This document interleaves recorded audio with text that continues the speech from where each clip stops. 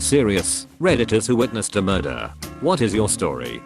I was at the grand opening of a sports bar the night that Manny Pacquiao fought Chris Algieri. The bar and was jam-packed beyond belief, so packed that you couldn't get back to your table without shimmying through the other patrons, trying not to put your butt on the back of their necks. Anyway, a guy who had paid entered and had some drinks, went outside to take a smoke break. No smoking allowed in the bar. There was still an incredibly long line to get inside, so he tried to come back in the exit door. The bouncer told him he couldn't and that he would have to wait in line and come back in the main entrance, though he didn't have to pay again. The guy was pissed and tried to push past the bouncer. The bouncer eventually pushed him out the door and locked it. The guy then apparently went back home, grabbed his girlfriend's gun, and came back to the bar. I learned this after the fact talking to the owner and via news coverage. He waited until someone left out the exit door, snuck inside and shot the bouncer in the back of the head several times. The bar was so packed that chaos ensued. Almost everyone hit the floor immediately. There were tables, food, drinks, keys, phones and people all laying on the floor. Other people ran outside. My buddies and I waited for a few minutes until we knew the coast was clear and then got the hell out of there. At the time, we didn't know all of what had happened. As we exited the bar, we literally had to step over the dead bouncer to get to the door. I was lucky enough to find my phone and keys amid the melee. One of my buddies found his keys, but not his phone. He never got it back. Sadly, that sports bar never really recovered from that incident. It closed down for about a month before reopening, but it never achieved the popularity that it should have due to that incident. Jesus. Imagine shooting a bouncer in the head for not letting you in. Like, that is such an insane fucking response, I can't even fathom it. Dude should never ever be allowed to roam the streets again. Not even for not letting you in, for telling you to wait in line. Alcohol is a hell of a drug. When I was 10, my uncle murdered my mom's boyfriend at our house. It wasn't in the house, but he chased him through our house and killed him outside in front of the house. It really destroyed a part of our family as well as relationship between my mom and grandmother. It was 30 years ago, and I'm only one alive besides my uncle that was there that night. I wanted to thank everyone for the kind words and the questions. Kinda therapeutic to talk about. Do you know why your uncle murdered your mom's boyfriend? I'm assuming your uncle is in prison. He is in prison. My grandmother always wanted him to get out, and I was there for her. She passed and I no longer care if he gets out or not. I replied above, it was an escalated domestic issue with fighting, alcohol, and pride. Thank you for the response. That's a really terrible thing for you to go through, especially with it splitting your family. I wish things had been different for you, and I hope you're doing good now. At a pub about 2 years ago, large group out the front arguing. Then a guy got blindsided and punched in the side of the head. The guy that hit him sprinted off into the darkness. The guy went down and never got up. His wife watched it happen and was trying to get him to wake up while the fighting and arguing continued. 30 minutes go by and he guy hasn't moved since being punched. Bar staff have been doing CPR on him for about 15 minutes before emergency services finally arrive and continue.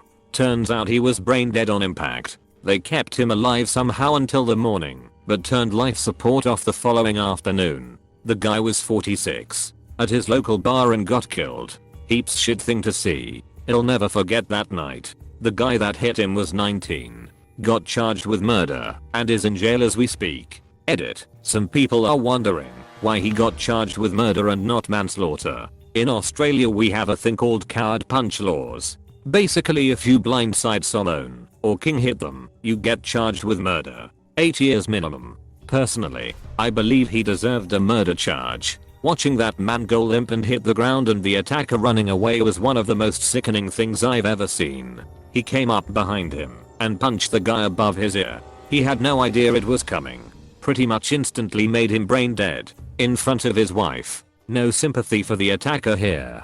Honestly, this is one of the main reasons that I'm a complete pacifist. Something similar happened at my high school, but far less violent. It was an argument, and a kid got pushed. Just pushed. He ended up falling down and hitting his head on the curb. A week and numerous surgeries later, he died. The thought that even the simplest and least aggressive forms of violence can result in the loss of human life is something that weighs on me heavily. It's the main reason why I'll never get in a physical fight. And on the other hand, people being shot in the head point blank and somehow live. The human body is weird. I've seen both sides of this, your comment and the one above. I cared for a teenager who was 4 years into a coma, only because he knocked heads with another kid during a rugby match. Also cared for a guy who was in witness protection from a gang hit, having been shot 2 times in the head and 6 times in the chest while unlocking his front door. I have no idea how he survived it. He was extremely changeable with his mood, would become aggressive at the drop of a hat. The aggression is understandable. Brain damage has a tendency to make the person dealing with it really angry for no reason. Was working in the off-campus residences at my university over Christmas break when most of the students had gone home. I was still there keeping an eye on the place. I was in my little office that was in one of the apartment blocks when I heard a pop, pop, pop, pop, pop noise. It really just sounded like some kids were letting off some small fireworks in the stairwell or something. I looked out of my office window, which was just outside of the bottom of the stairwell, facing south, to see if I could see what was up. As I looked out, 3 to 4 dudes come running down the stairs and take off running to the east toward the complex entrance. About 10 seconds later, another dude comes down the stairs and slowly walks off toward the southwest. I went outside to check and see if / what damage had been caused by the fireworks, and went up the stairwell. As I got to the top, there was no fireworks debris or smoke or anything, but I saw a cell phone lying on the ground and a single small hole in the wall outside the door of one of the units. At the other end of the corridor there was another stairwell, and at the bottom of that there was an old beater car just idling with the headlights on and a few of the doors just hanging open. Something was definitely fishy about it. I definitely had the what if those were gunshots thought, but there was no gunpowder smell or blood or anything besides that one little hole. To play it safe, I called the cops, who said they were sending someone over. The station is very close to the housing complex, and they were there in less than a minute. I gave them a quick summary of what I saw, and they split up to go in the directions I told them that the people had headed. Was less than 30 seconds later that they found the lone guy that had gone off to the southwest. Turns out he had been shot multiple times and had managed to walk across the parking area and turn behind a building before collapsing on the grass. They tried CPR, but when the ambulance arrived the paramedics pronounced him dead on the scene. The other cops who had gone east did find the other guy and arrested them. I ended up having to go testify in court during the trial of the guy that was supposedly the shooter. I told them basically what I wrote up here, but didn't know any of the people involved and never saw faces or anything of any real help to the police. I think I was basically there to establish timeline or something like that. Anyhow, I heard that it was basically a drug deal gone wrong.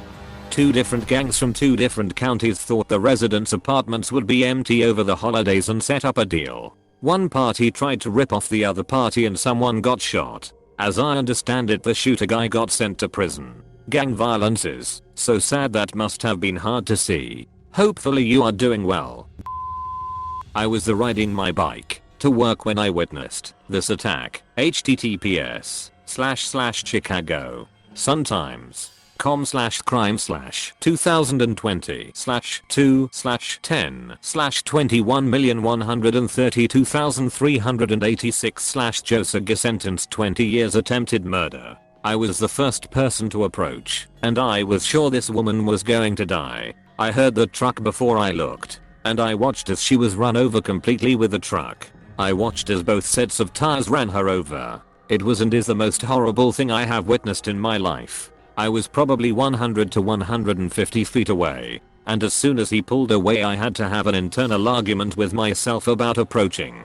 Like I didn't want to see a dead mangled person up close, but if there was any chance she was still alive I didn't want her to be alone. It was probably only a few seconds, but it felt like forever, and then I went over. She was alive and conscious. I tried to comfort her and started calling 911, but she only spoke Spanish, so I wasn't able to really communicate with her. Another woman had seen as well, and she came running over from across the street. She was able to come over and talk with her in Spanish while I called 911. I think she was able to help her call some family, since I think we were all uncertain if the woman would live. The ambulance showed up pretty quickly and stabilized her. After she was taken away, I went to work and tried not to think about it. I actually actively avoided learning anything about the story until now, because the uncertainty of whether she died or not allowed me to believe she was okay. I didn't want to know if she died. This post actually prompted me to look up whether she lived or not.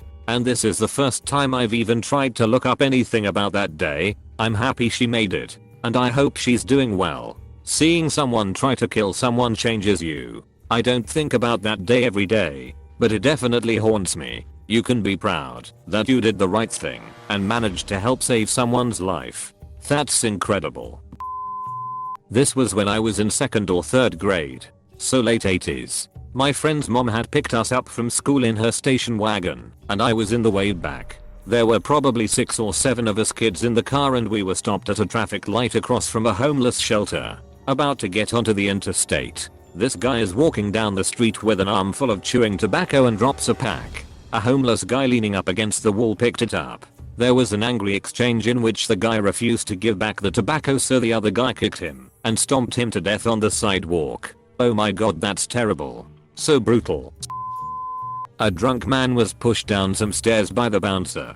Unfortunately, the drunk man was unable to catch himself and instead spun around and landed on the pavement with the back of his head making first contact. He was aloof for a little while, but quickly succumbed to his wound and arrested on the pavement. He was declared dead 15 minutes later in Ed after being transported by ambulance. There was no CCTV or clear evidence of malicious intent that would hold up in court, and the man was known as a drunk and had no friends or family. It was ruled an accidental death. I had to walk past that spot most days going to work, and will never forget his face. The look of mystified horror followed by the glassy-eyed slack-jawed expression that come with death. I was the medic that transported the man. I was by his side from start till the declaration. One of the most visceral experiences of my career thus far. Very similar thing happened in Boston while I lived there about 6 years ago, except the drunk didn't die despite the bouncer dumping him behind a dumpster. Are you talking about the one at Baseball Tavern?